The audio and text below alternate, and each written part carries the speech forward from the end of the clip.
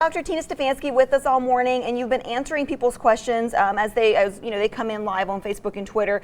We want to remind you guys again, from 7:30 to 8, we'll be doing this a live Facebook Live. But one question that we got was, they heard the virus is split into two entirely in different strains. Is that true? So there is some evidence from China that the virus, there may be two variants of coronavirus, so COVID-19, but there's still no consensus in the scientific community as far as what does that mean.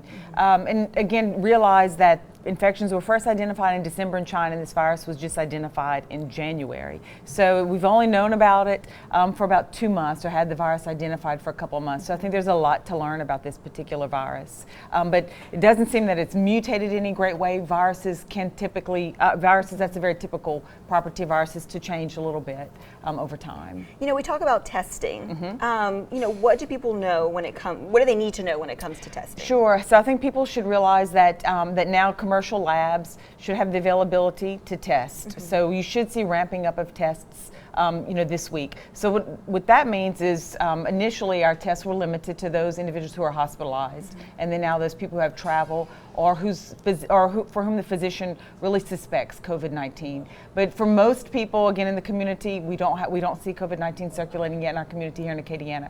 But physicians will be able to now order through these commercial labs. So we don't need to just meet those strict CDC criteria. If someone really does want to be tested and they think they're sick, they can ask their physician for a test. We don't want to encourage that. Again, those tests really should be reserved for those individuals who have symptoms and who are concerned. But I do think we'll see more testing in our community, and so therefore I think statewide, and which certainly will probably be true here in Acadiana, we may see people who test positive who have very mild symptoms. And what does the test, what is involved in the testing? Sure. So it just depends on where if you're hospitalized, it might be one different test.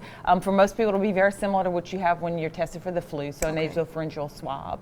It's sent off. If you're someone who's tested through our lab, the test will be run in Baton Rouge. Again, these private labs like LabCorp and Quest will be able to now do those tests through their labs. So before we go, one biggest piece of advice that you can give people about coronavirus and how to protect themselves. Yeah, so don't panic.